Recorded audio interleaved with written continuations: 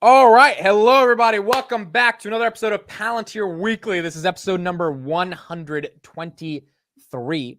We are back. We got a full house today. Even though we're not a show in 1995, we are still a full house. You guys thought I wouldn't know that show. I watched that show. I love that show.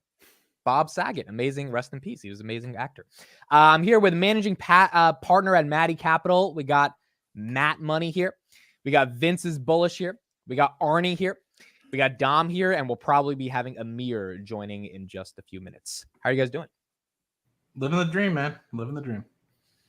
All right. Got a lot of stuff to talk about in the world of Palantir. I think we'll start off with what happened last week. Pretty much everyone probably saw Arnie and I got to go to AIPCon. We're going to recap AIPCon and talk about our experience there and talk about some of the customer presentations.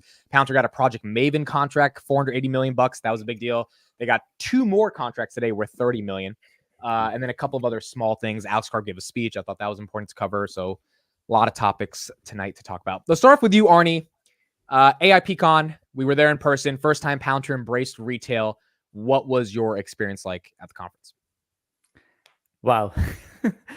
That is what I actually thought. Because one thing is covering the company from distance. Actually, it was already 4 years since I started following the company. One thing is to see the product real life, seeing effectively how powerful it is.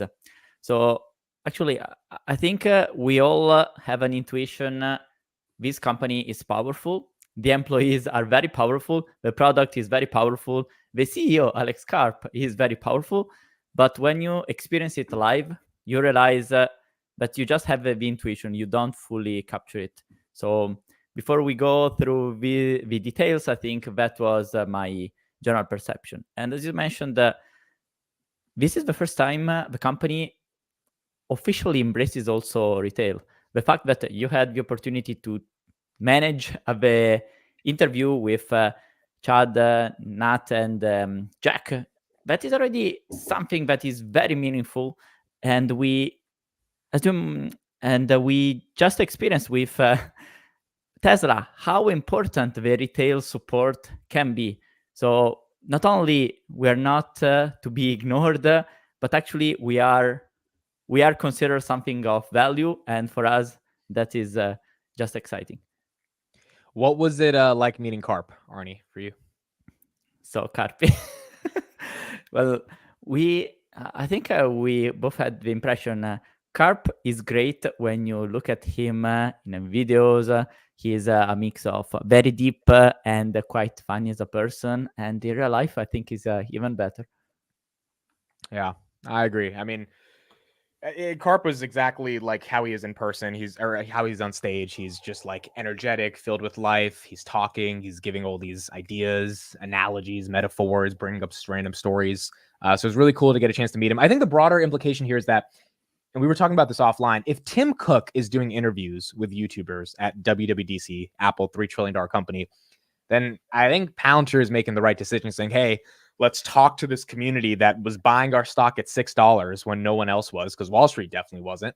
And let's actually embrace them as an outlet for positive distribution. Now, there are risks there, and the risks can be, what if retail is filled with a bunch of psychos and crazy lunatics who are always complaining about the stock and they're critiquing what if there's just like a sort of GameStop AMC type of retail crowd, which it's just not the best retail crowd to interact with.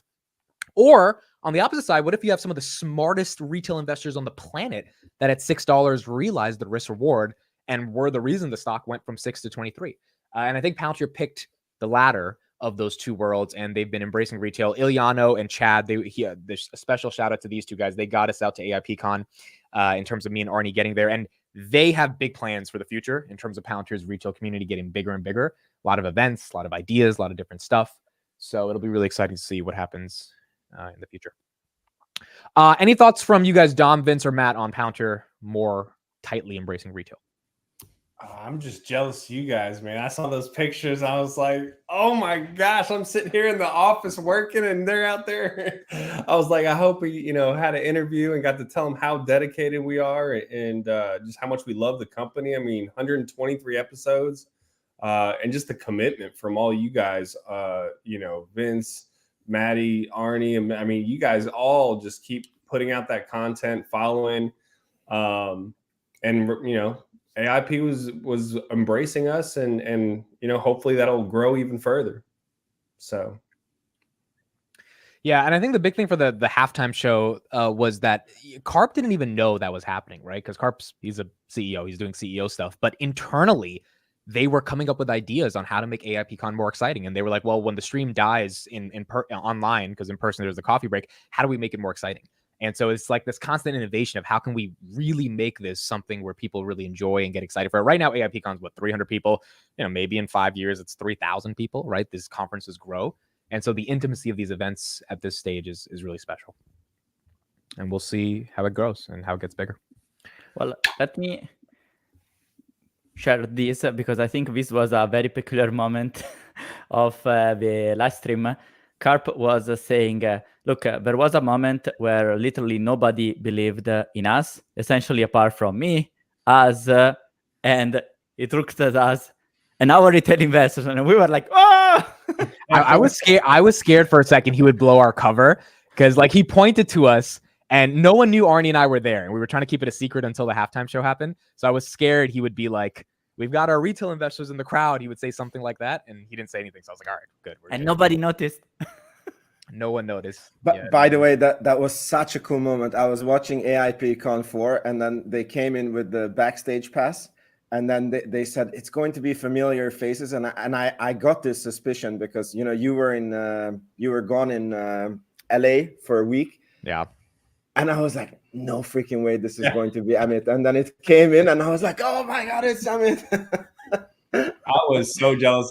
My jaw dropped. I was like writing an email. I just checked in Twitter real quick, saw a picture, and saw you guys there, and I was like, no way, and jumped on YouTube Well, see, but that's why they wanted to do it, because they knew Arnie and I were recognizable faces in the community, and they knew that if we showed up, the community would care about it. They the couple, I would say tens of thousands of people that are in this YouTube Twitter community that care, they would care. I mean, they could have gotten some big time hotshot person, but they rolled with us because they thought it would be more intimate. So that's why it was. Really but I think the one thing that Palantir really focuses on is really culture and understanding, if you're not with them, you're against them, basically, right? They're very much like a fellowship in that respect. I mean, obviously they're called Palantirians for a reason, and I think they did a lot of pre-vetting, I'm sure, looking at hundreds of videos that we've now collectively put out, and they said, these guys are for the people, they're for us, and I think that was all the need that they needed to be able to kind of bridge that gap. And we've seen it slowly happen over time with them start engaging more on Twitter. And now obviously you guys are going in person. And I think it's phenomenal because like you stated, like Karp stated on stage, we've always been trying to dismiss the rumors and the fake fallacies that people are brought up, the secrecy of the organization and everything like the like. I mean, we've got people with firsthand experience like Code and myself, and we got people that have worked on, looking at the due diligence and the revenue side of what's been going on behind the scenes and what's actually coming through the organization, what they're doing.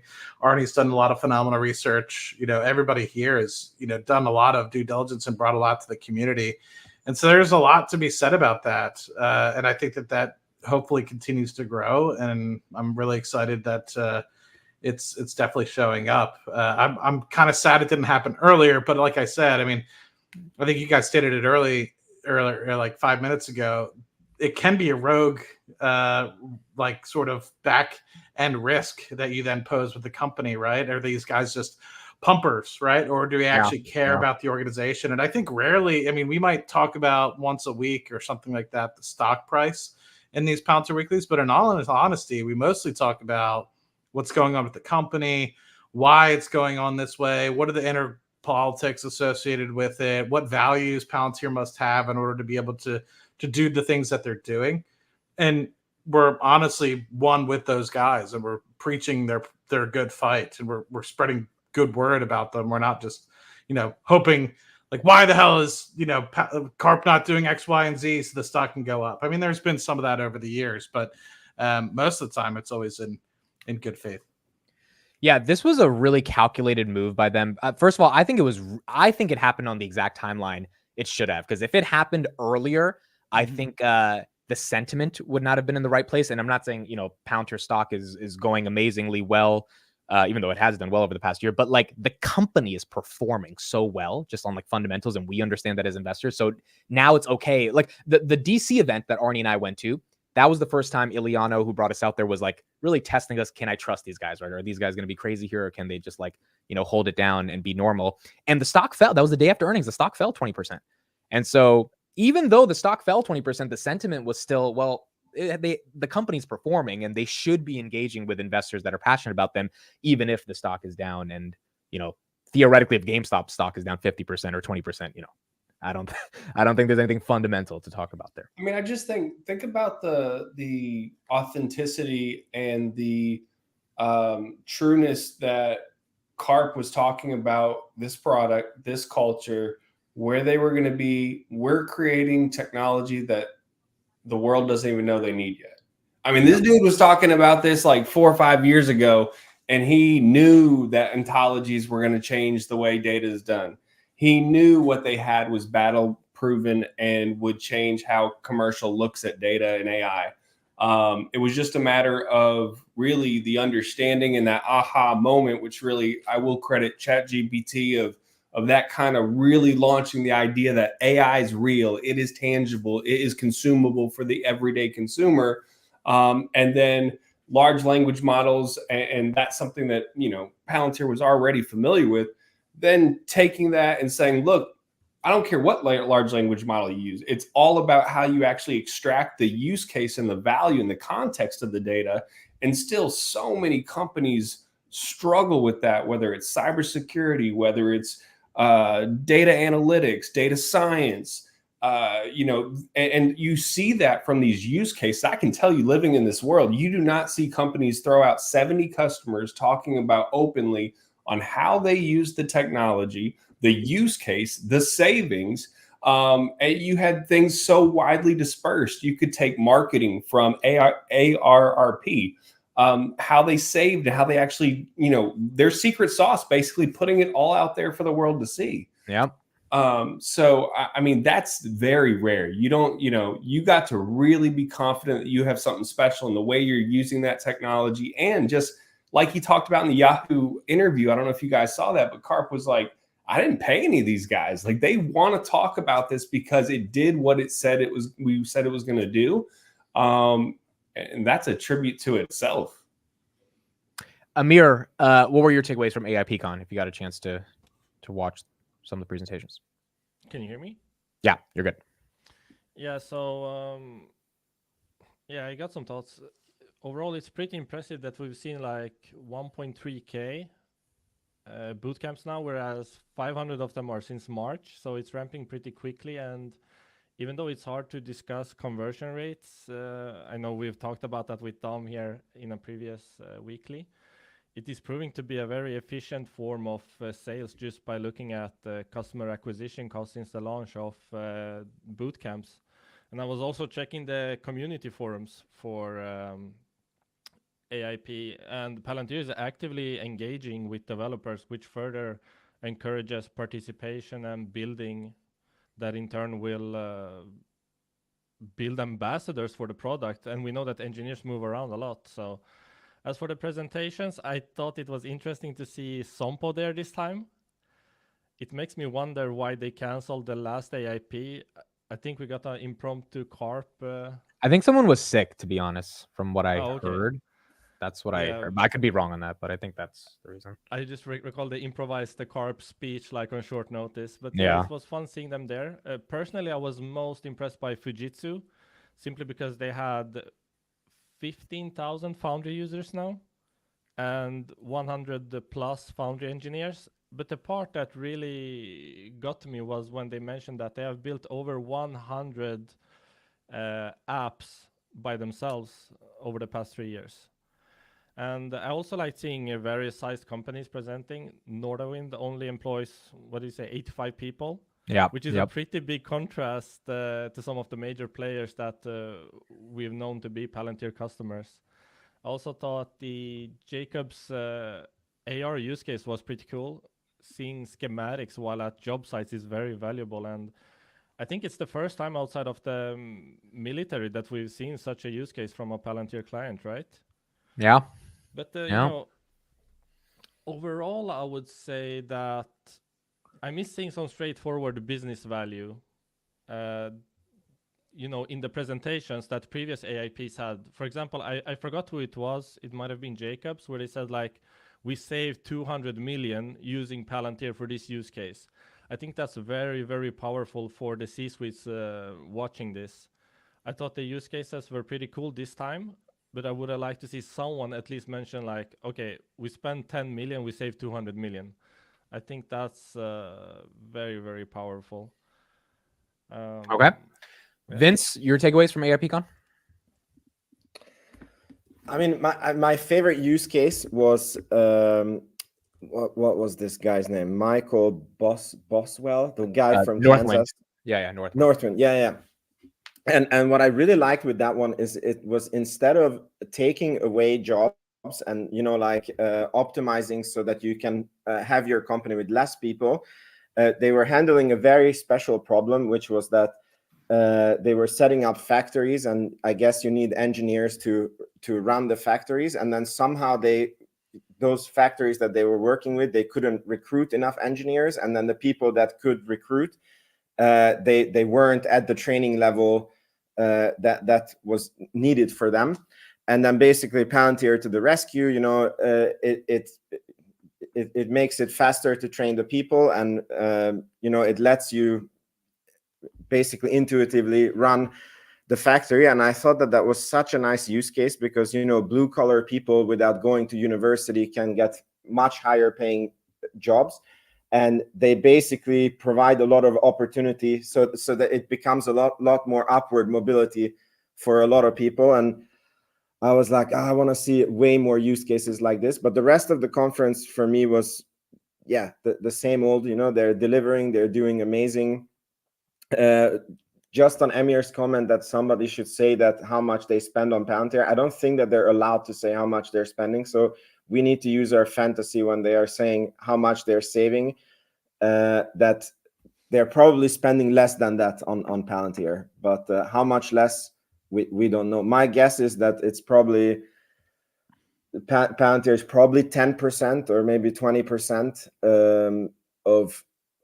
So if they save like 10 million, then probably Palantir is costing $1 to $2 million, but it's just a wild guess by my part.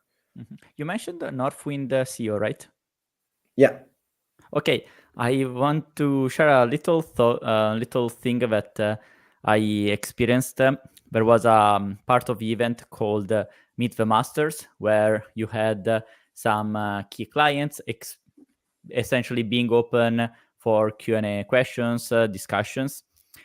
And I attended a bit the presentation from Northwind CEO, who said something I particularly liked, but I think is not very underscored well, because we tend to focus more on the business side. He said something, as an owner, I'm impressed by Karp's willingness to defend America. And I know when we use Palantir, then also our customers use it. So the value that drives Palantir gave us confidence in thinking we're going to affect customers' data. So meaning that the fact that we trust Karp is then something that is reflected then from how customers can trust us because we trust Karp. So there is a chain of trust. He just started the use of Foundry, and he recognized that, hey, this stuff costs a lot of money, but he's very confident in the value he's gradually seeing. This is particularly valuable for a company that is relatively very small compared with the insane colossuses that we tend to use. And he's right, like he acknowledges, it's not something easy to deploy, not technically, but because there is a giant leap of faith needed to make this implementation. So you need the right people, you need to have this cultural match in order to make it happen. Matt, any takeaways from AIPCon? I think the one thing that I was noticing actually was when you were having the chat with the friends in the halftime show, Amit, and it was basically talking specifically about what future products are out and coming down the pipeline. And I think that that's one thing that a lot of these folks that are in the retail community as well as Wall Street continue to forget about is they continue to innovate and bring out new products year after year and, you know, develop and shape those products as years go on. And I think that Palantir has a really strong slide presentation that they used to do a lot, but now I think it's gotten so expansive. They haven't done it in a while. And it's basically talking about, you know, how they had Gotham and then all the rings around Gotham, and it had like the years, and every ring pretty much, or every year had its own addition to Gotham. And then they had the Foundry bubble, then they had the Apollo bubble, and they had the years and the different additions that they've had on there. Now that you have AIP, I think that it's going to be a little bit difficult to have a fourth bubble on there. And now that you have like FedStart and all these other opportunities that are coming down the pipeline, it's hard to kind of keep up and keep track with a lot of those things.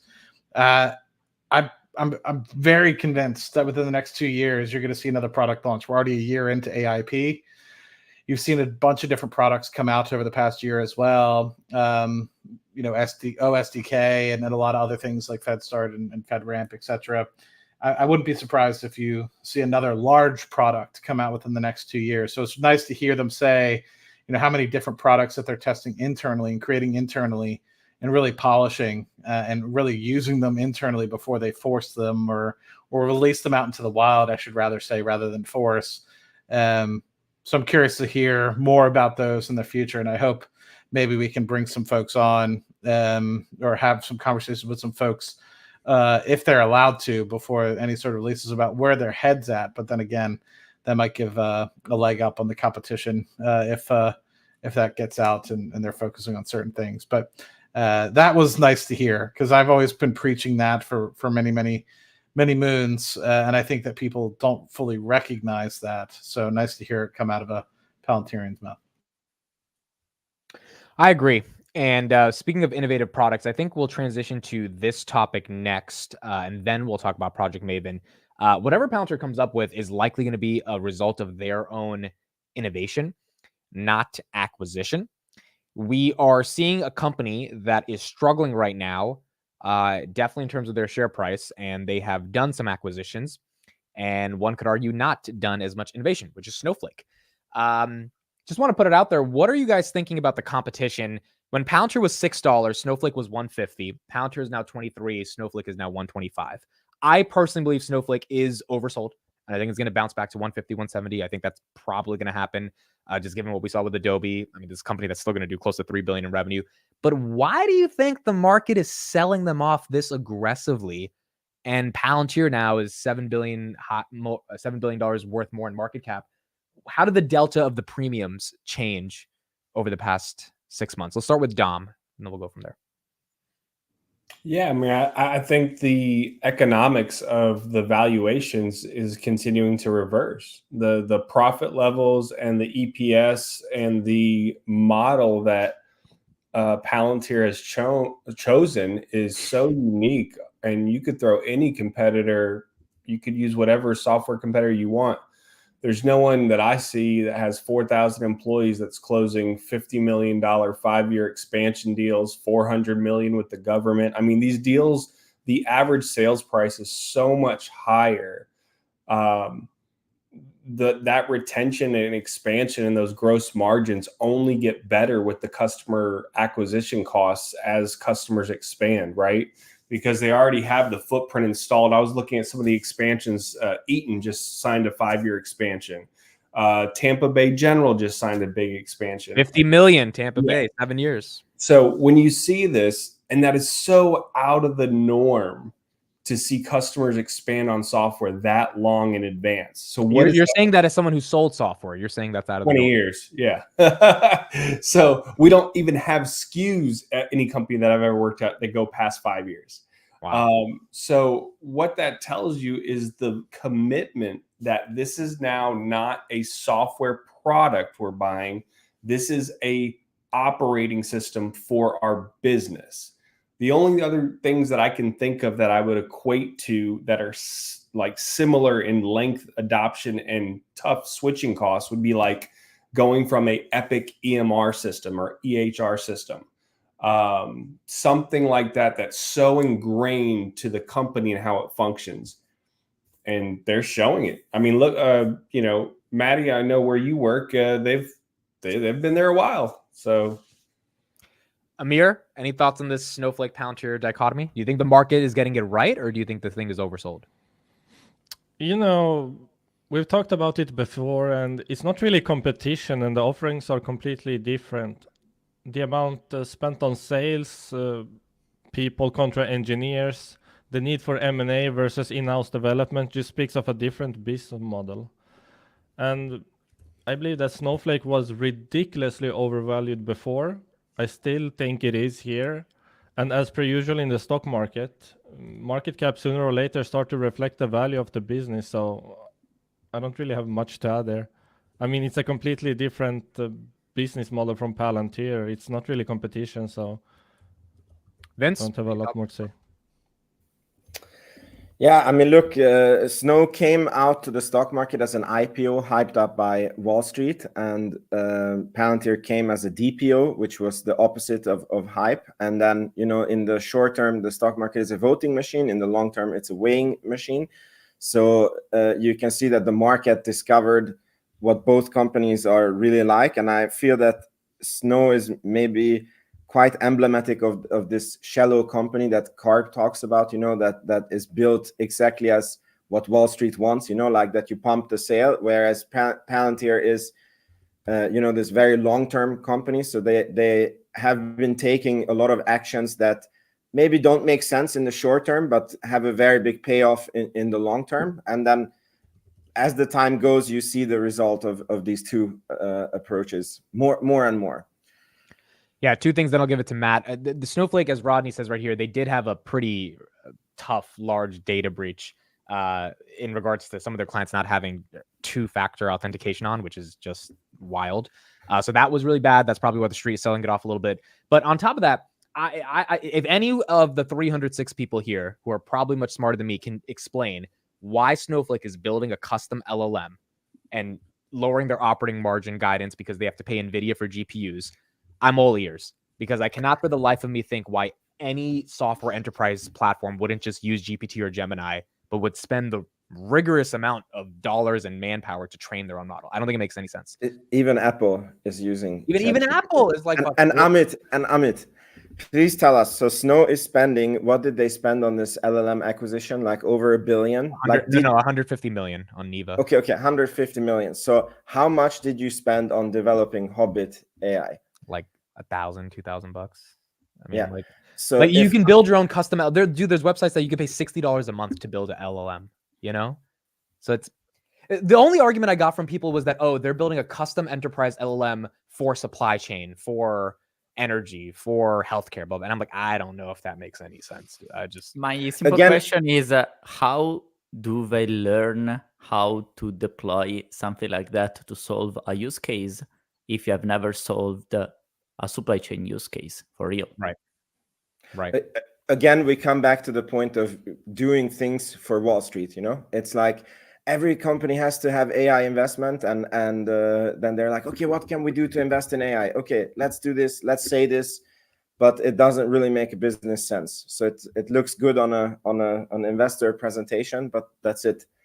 Yeah, and I'll give it to Matt in 1 second. The reason we're harping on this is not because like it's Snowflake versus Palantir, but rather this is what Karp's been talking about, as I think Vince mentioned, which is that these are a lot of thin companies that are doing what they can do to appease Wall Street. And right now, Jensen Huang was with Sridhar, who's the new CEO, at their data conference. And I'm watching this, and I'm literally just seeing Jensen say how it's so important to build models and accelerated computing. He's talking his book.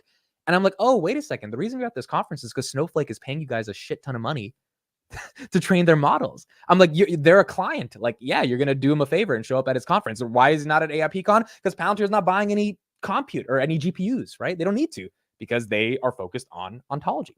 So it's really interesting to see the Wall Street beloveds try to fit in the narrative of AI. And maybe they do. Maybe Arctic is the way that they grow. And I'm wrong on this.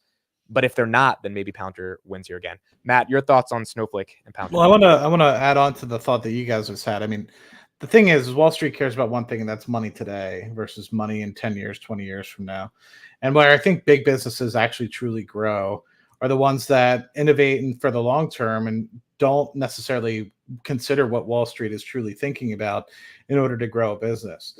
Many CEOs fight against Wall Street because they're not necessarily putting Wall Street in their focus. And that's always going to be something that is always a fight for many CEOs.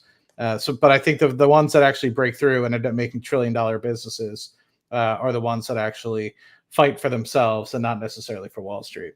But going back to Snowflake specifically, Chris and I have talked about this a good bit because we know that Chris is a very big bull on Snowflake. And I do agree with you.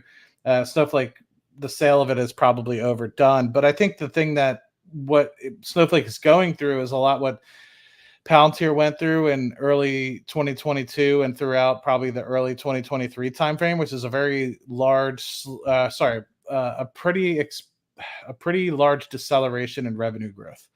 You have to think they IPO'd at 100% year-over-year growth, 70% year-over-year growth, and then now they've slowed down into expecting for fiscal year 25, as they call it, is going to be 24% year-over-year. And so everyone was kind of shitting on Palantir, 2-3 years ago, and we were kind of decelerating down to that sort of respect. And then same thing with the net revenue retention or net dollar retention. That was in the 170 percentage points a couple years ago when the IPO was happening, and then next thing you know, it's decelerating. So just like how Palantir, when they first went to IPO or direct listed, actually, everything was all fine and dandy, and the next thing you know, everything was starting to decelerate. I think Snowflake is just hitting that 18 months later. And that's what I'm seeing from a macro perspective. From what actually is going on in the business, I think one of the things that's most difficult is, one thing that I could call out, and they put this directly in the investor presentation, literally less than 1/3, I think it's closer to actually less than 30% of their workforce is actually engineers that are focusing on building products within the organization. The rest is sales and marketing, general administrative, and actually cost of goods sold. So 70% is basically selling and getting the product actually online in people's offices, whereas 30% are actually innovating. And then here you are buying other companies inorganically to try to bring in talent in-house. Now, I think that it's just a completely different business model, as I think Amir, maybe Arnie said earlier. That's a little bit difficult. You have to figure out how to merge their culture with your culture. You have to figure out how to make it more efficient, build on top of your systems rather than what they were used to before you brought them in-house.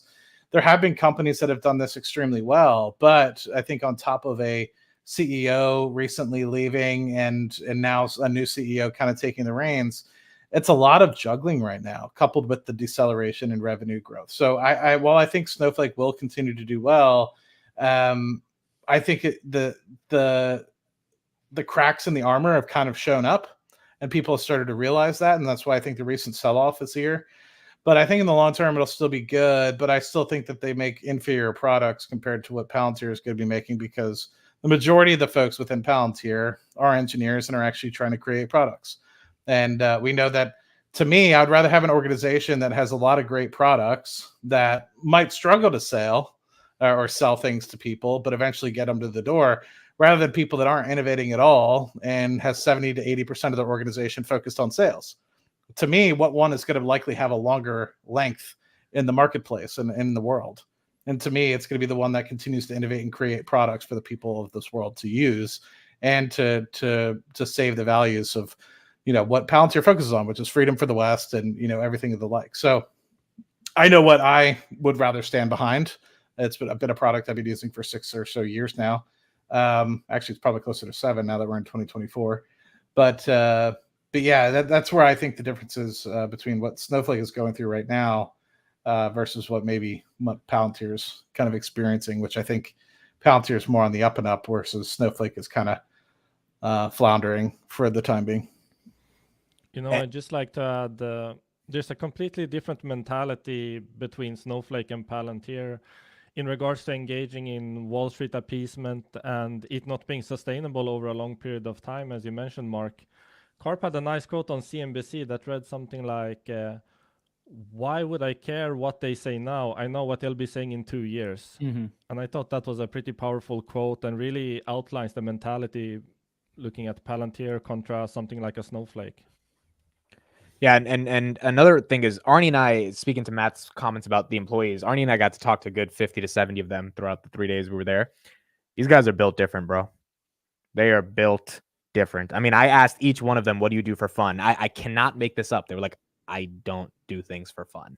You know, and they were being serious about that. Like, I was like, what do you watch on Netflix? They're like, dude, I don't have Netflix. I haven't watched Netflix in 5 years. Like, they work, bro. They fucking work. They work a lot. And even on their fun, like I was talking to one of their sales guys a couple weeks ago, and he was like, yeah, man, like our engineers are on a whole nother level. Like for their hobbies, they go mountain climbing or do some crazy, you know, like it's always over the top, like gotta challenge myself, people who just wake up and are ready for a challenge. And that's what you need, you know? And I think that's part of the moat, dude. There's not many companies at 50 billion with less than 5,000 employees that the employees actually give a fuck. It's just, and they're not just doing it just for the money. Arnie, they don't have 4,000 mercenaries. They have 4,000 missionaries. That changes everything, especially on the long run. As Amir said, it was more or less 2 years ago that Karp said, in 2 years, we will see what's the reality. And this is the reality finally emerging. To link with the concept from value investing in the short term, the market is a voting machine. And 2 years ago, 4 years ago, when both companies went listed, the voting machine was pretty skewed towards, oh, Snowflake is such a great company. It will always be. It will be even better. And, Palantir is just a black box nobody understands. It's a effing consultancy that doesn't scale. Guess what? Over the long term, the weights matter and the reality emerges. And the reality that emerges is what we were talking about. Snowflake is a theme product, sold very well. And in the initial stages, being able to have a theme product, sell it very well, makes you grow super fast. It goes you into the love of Wall Street because you are easy to sell. You're growing super fast. You can demand a super high multiples. But if you're not structured for the long run, your gasoline goes lower and lower. And I think Snowflake is in this phase right now. For instance, with the model they are developing, Arctic, I saw the CEO saying, we spent 3 months to do this. It's like, okay, essentially you are telling us you're literally trying to catch up with something because, hey, we need to enter desperately into this AI wave. Otherwise, we would be irrelevant. Data warehouse is not so sexy any longer. We need to be perceived as AI. And, we were complaining so much about Palantir stock-based compensation. We saw that Palantir pays relatively good stock compensation, but for a reason, the people that are very talented. And Snowflake has a big problem now, because if the stock stays depressed for much, then the new employees coming in will require the same dollar amount. But if the stock is depressed, then you need to give relatively more shares, creating a feedback loop, negative feedback loop that puts pressure. Now, I don't hope it keeps collapsing, maybe a little bit. But that's a dimension that with Snowflake, the risk is real. With Palantir, at least now the narrative is positive. Also acquiring new people, so attracting new people becomes easier and easier. So this is truly the case where we can say the company is built differently. It was built for a long-term perspective already from a long-term time ago. And now we are just seeing the surface of all the 20 years of work into building something that is valuable. And keep in mind, they did not think, or this was not the intention of being a public company in the beginning, right? This was not a capture all, get capital gains. this company started mission driven for our country, for protecting our freedoms, our civil liberties, and keeping our country safe, right?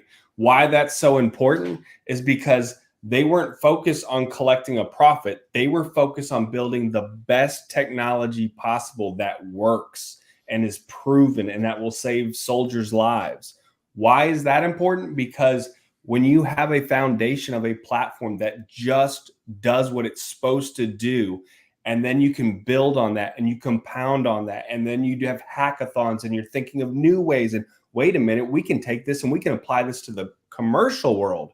So now, okay, well, our employees are getting a little unhappy and we're sending them over to Baghdad. We're sending them here. We're asking a lot from them. We need to go public. And then we go DPO because, you know, you want to be rewarded for all the effort and all the blood, sweat, and tears that you put into the company. And then once they got rewarded and the stock has accelerated, now you have, you know, motivated employees who are committed to the overall culture. They're only going to hire people that fit that culture, period. Yep. They have plenty of people wanting to work there. So they have that going for them. And then what they're competing against in the commercial world is a lot of softwares that really, like Sachin said on his comment, build upon product after product after product. How many products do I have to have before it's too much? It's too complex. It's not secure. It's not effective. And their product was to begin with, the ontology was the differentiator. And we're seeing it, you know, they have a huge lead from what they worked on 20 years ago. Yeah, and one thing I'll say, then we'll play Arnie's video, because this is also a good video here that describes this, is I kind of think it's like this community and building content, right? There's a way to grow on social media by being super shallow and thin and just going after clicks and attention. And then there's a way to build a real community and build something that's actually valuable to people. And so my relationship with Palantirs, you know, one thing someone told me is like, I think Arnie, you and me, I think David told both of us this. He said Palantir is a methodology. Mm-hmm. And then he started going deeper into like what that means. And I think what that means, quite honestly, if I had to sum it up, is if you deliver value, you will be sustainable and you will survive. And I think with content in YouTube, it's like if you actually build a valuable connection with your audience, they will keep consuming. They will care about you as a creator. Whereas if you just try to, you know, sell them a course or something, you're not going to get that value. So same thing with Palantir. They're not trying to sell you a PowerPoint. They're trying to legitimately give value, which is why at AIPCon 70 customers wanted to thank Palantir by showing off their software, and they wanted to get the recognition of saying, hey, we are proud to be partners with Palantir. One last thing before we show the video, when speaking with them about their culture and their employees, talking to one of their heads in engineering, he talked about how if you want to work here, you have to be able to be so flexible and not stuck in your ways, because they are continuing to innovate and become more efficient so they can deal with this scale and this problem of bottleneck of constant demand from customers. So a lot of the things that they've come up with, like Apollo, have fixed deployment and bottlenecks there. But guess what? That just took a lot of the things that a normal FDE would do, and now they're not needed, right? So they had to be flexible to totally change their job, and you got to be, you know, aligned to the mission. So no, 100%. It's like you need to accept that you could be replaced by yourself somehow. And I think Amit put it perfectly. When you build content, you have two ways: or you go for the clicks, or you go for value. And the only way you can deliver sustainable growth over a very long period of time is delivering value. You can grow super fast by clicks, but what really matters is creating a connection, a partnership, and that is what Palantir has been doing. We have been complaining because, Palantir is slow, but there's a reason for that. And I think we are only now, in the moment of reckoning where even we could argue somehow a competitor in the AI space, like Alex Wang from Scale AI showed. And let's look what he said. I think that enterprises and the world writ large are going to demand greater levels of customization. And, you know, they're going to demand greater levels of personalization and stuff that is really purpose built for their business, like a glove. I think that like the beginning of this, you know, the first tech company that ever did something in this direction was Palantir. And you know, they got a bad rap for a long time because, you know, everyone thought that Palantir, oh, they're just a consulting company. But Palantir's point of view, which is provocative as well, was like, no, what we're going to do is we're going to go into enterprises. We're going to understand exactly what their problems are, and we're going to help them build the perfect application for them that's built on top, that like connects all their data and all that stuff. And then, and if we can do that, then we're going to build something that's far more valuable for them than what any other software provider is going to be able to produce. And they did this, you know, obviously before generative AI, before all these, you know, tools that are going to make this motion a lot more feasible. But I do think there's an element that this is like the way the world is moving, which is now, especially that the software production costs and software creation costs are going down so dramatically, we're going to end up moving towards a world where more and more of the software that enterprises consume are going to be customized and custom built and purpose built for exactly their purpose. So Palantir was called a consultancy. You can't scale. You're idiots for spending so much time. You're not software. You're not software that scales. But guess what? Now with LLMs, things dramatically change. If you provide software that is simple software that can become very easily a commodity. Think this way. If your software is thin, you can ask, hey, Palantir AP, help me write this tool, this application that does this and that. Voila, boom, 2 seconds, virtually. You can substitute that software, which previously was a cool software because you couldn't do it in a second. Now, the world is recognizing now that there is a shift. Companies don't need just a software, they need the software that helps them deliver alpha. That's a fancy way to say they need software that fits them so perfectly, like a perfect glove, so that their particularities, their strength can be leveraged. And what we have seen so far is exactly that. Palantir AP is that product that can do potentially everything, but personalized for you. So it's both scalable and both powerful. I think we are just seeing the little signs now with this podcast that there's a moment of realization that Palantir has not been stupid for 20 years, but actually they were so ahead, they were not understood. Speaking of being ahead, one thing that they were ahead on as well is the government business. $480 million 5-year Maven contract. They had no competition to get this contract. Additional $33 million as well from the CDAO. Amir, what was your reaction to this 2 weeks ago when we got the contract? Yeah, the major takeaway is the one that Karp echoed in his recent Yahoo Finance interview from AIPCon, that this contract signals willingness from the DoD to start spending more on AI. And if you look at JADC2 in its description, it reads more or less as if it's tailor-made for Palantir, with the, connecting sensors from all branches of the military into a unified network powered by AI. It sounds like tailor-made for Palantir. And as Karp mentioned, it's a pretty big deal and shows a shift within the DoD. A few years back, no one wanted to touch or be involved in developing AI tools for the DoD, and Palantir was more or less alone and shunned by the rest of the tech industry. And now there's a huge inflow of startups wanting to partake, and as we know, Palantir is an enabler through FedRAMP. Their platforms integrate with pretty much everything, so they're positioned to be a key player within this space and to benefit from for a long time to come. I see many within the Palantir community disregarding the government side, and I never really understood why. I think that it will still be the bigger revenue contributor 10 years from now. So yeah, I'm very happy to see this. I think it will continue. I think the DoD budget will start to shift from currently 0.5% of the DoD budget going towards AI, moving towards Karp's goal of 5%. So I think Palantir will keep their market share there. It's currently around 25%.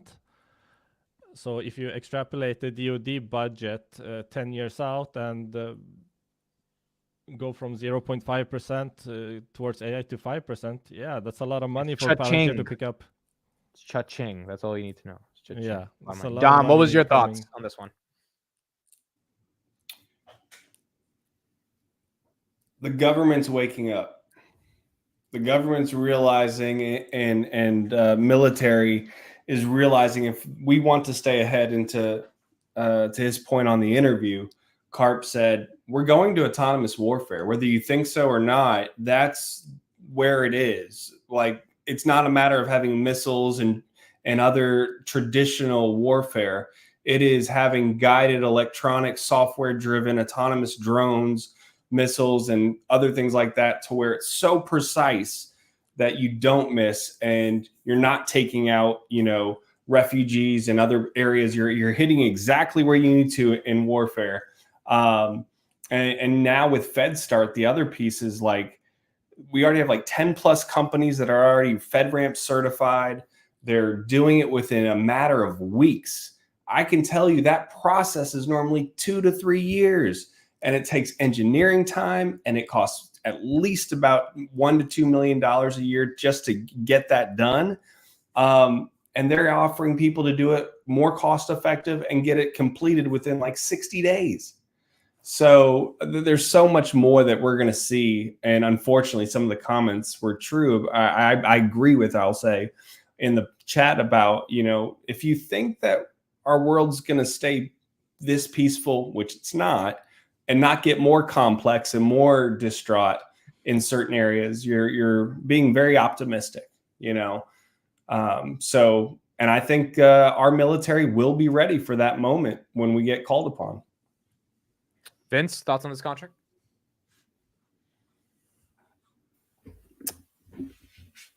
Yeah, the government is definitely accelerating. I agree with everything that you guys have said. I'm a bit surprised that the stock price didn't move more on it, but I feel that the street has become maybe numb to Palantir because it has been so much contracts lately that it's almost expected that Palantir is getting a lot of contracts. But yeah, overall, it's showing that the thesis is playing out, and government is re-accelerating. Quickly, wasn't Palantir the only one that even qualified for Maven? So Yeah. it was like kind of given. So maybe that's why the stock price didn't move on it, because market already know that it's only Palantir that could receive it. Okay, Yeah, but it's so- still crazy that we can wake up any day and there can be, these big contracts awarded to Palantir. It's not a lot of companies that have this. My thing is, when this starts expanding in across NATO countries, like when Germany finally gets their head out of their ass and is like, oh, we should actually like really care about Palantir. That's like hundreds of millions from one country. And then France gets on board because Germany gets on board. Like, I think that I agree with Amir. I think government might be bigger than commercial in a decade. Arnie, go ahead. I think we are so into Palantir that there are so many news that is even hard to catch up with everything, that sometimes we lose perspective. If I tell you, as I underscore exactly what you said, $500 million deal with no other company is able to qualify for this effing deal, which is one of the most important, if not the most important contract for the army for the long term with Titan, is like, that makes no sense. Like, if you don't, when people tell us Palantir has no moat, it's like, what are you saying? Like, $500 million, no competition for this deal. The most critical contract for the DoD. Okay, that's the investment thesis. That's it. Because that knowledge then is transferred also for potentially commercial use cases. Obviously, commercial companies don't go and target, but the technology needed to do that efficiently, securely, is what then can be transferred also to commercial clients. That's what people who were pushing on, we should split government and the commercial, didn't grasp. The fact that these environments are so critical, so complex also to manage from an infrastructure standpoint, give Palantir commercial clients then an advantage if they can deploy somehow part of this technology. And this is just started. I think, voila, let me see if I find it fast. While you're pulling up, when you have the CIA, the NSA, whatever three-letter agency from whatever country that supports Western hemispheres, if you're a commercial company, doesn't that put your mind at ease? Yeah. Like, if it's good enough for them, it's good enough for me. I'm working on a new article to share feedback of my experience, but I would say this is a hint of what is going forward. I had a second demo, and this was related to defense as well. When I put the glasses, I could see, imagine a big Titan appearing in front of me. And the insane stuff is that that is not only to visualize, that is to interact.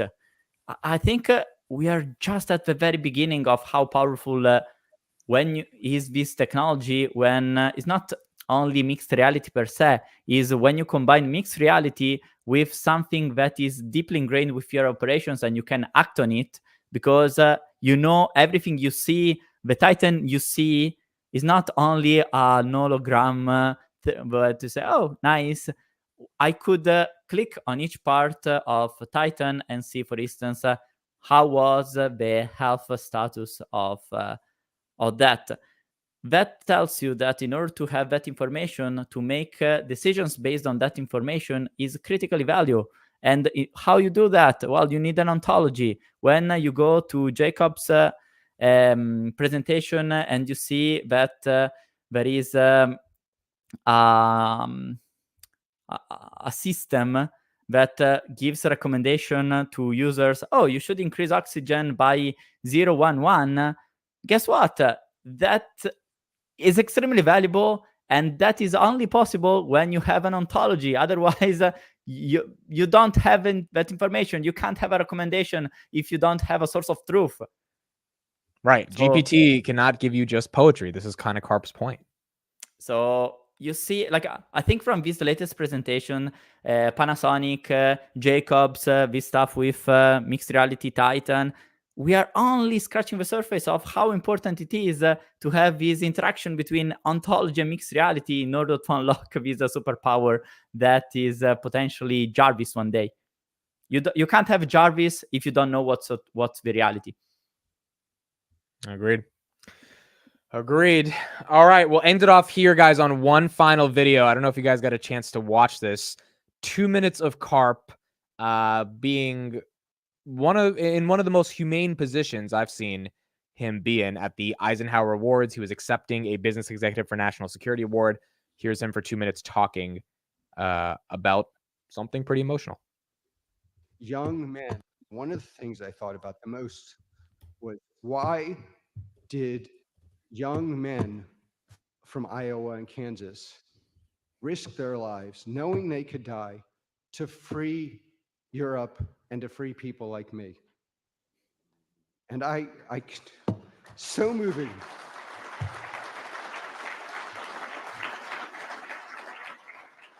And I think about those people a lot. Of course, at the time, it was mostly young men. Now it's men and women. You know, I built products I'm proud of, actually changed the course of history by stopping terror attacks and augmenting civil liberties, and has protected our men and women on the battlefield. And also have taken the lives of our enemies, and I don't think that's something to be ashamed of.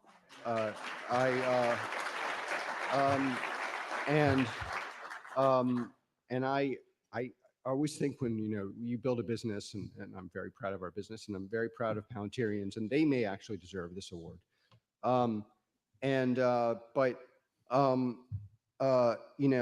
You think about these people, they're going out and they're married and they have kids and they're going into battle and they may not come home. And you just, it's like, yeah, I'm building a business.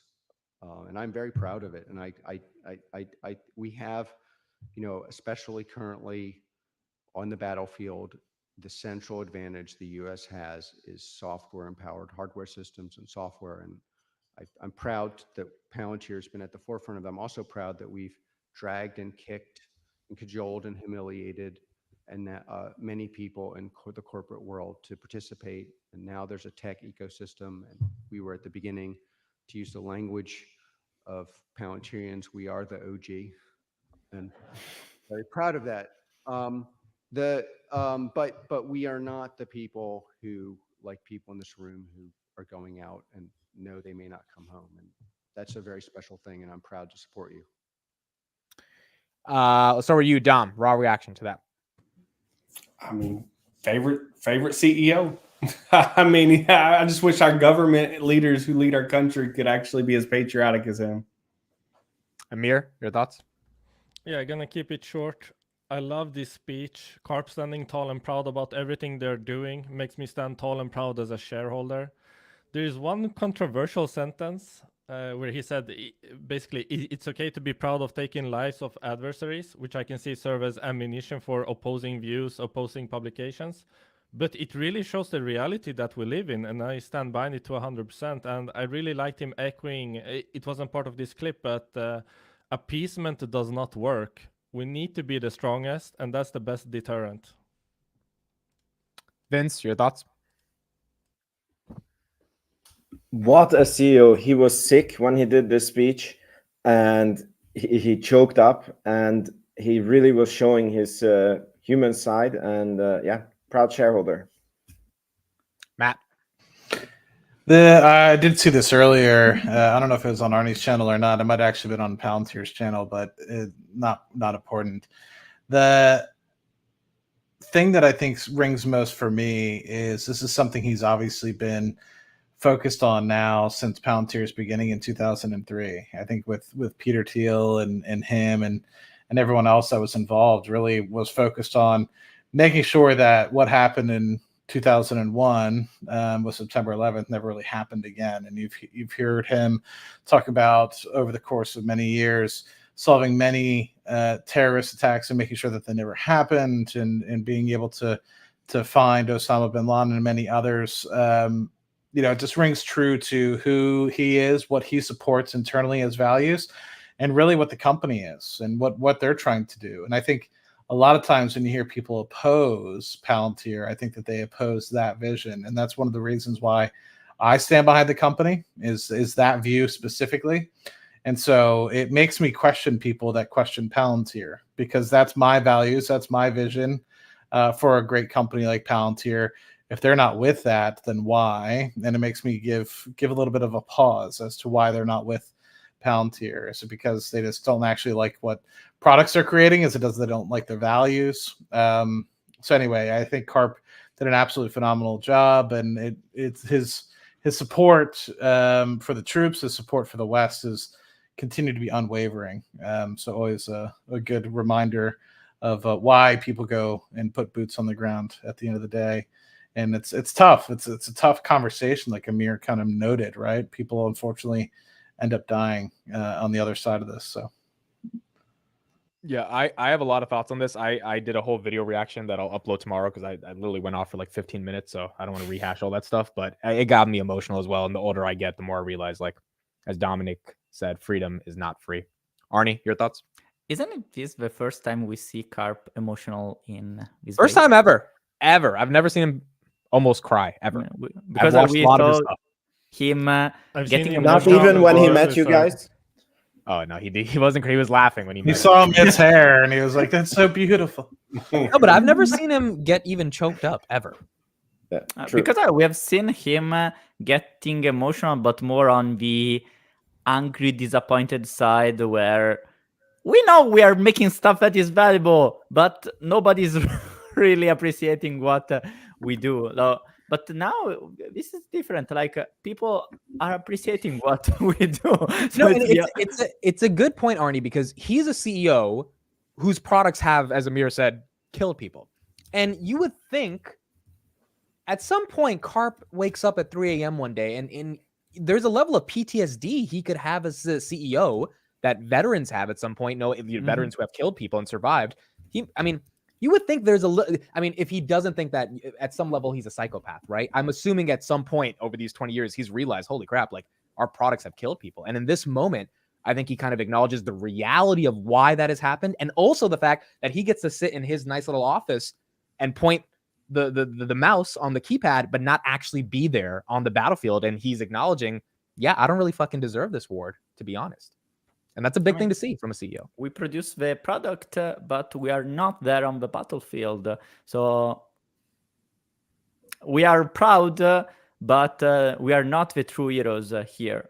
And that connects also with what we were saying before. With Karp, I got the intuition that, yes, he's an amazing CEO, but he's also a very good human being. And when we talked with him, I literally didn't have the impression, oh, this guy is playing a character where he needs to fake someone that he is not. He is a truly Karp, and that makes me not only excited as a shareholder, but also very proud to be a shareholder. Yeah. No, I think it was important to see him react in that way, because I'm sure that emotional side of him has existed, but he never showed it publicly. And so it was important to see that from Karp. All right. That's it for us. Thank you all for joining. Appreciate it. 12 a.m., 300 people on a Saturday morning, Friday night. Absolutely crazy. Thank you all for being here. Vince, Matt, Amir, Dom, and Arnie's Twitter is all in the description. Please make sure to follow us there. I was going to say, it's 6 a.m. Oh, yeah. Well, 6 a.m. Remember, like, we are 3 Europeans here. That's true. That's true. All right, guys. See you next week. Have a good one. Good night. Yo. Can we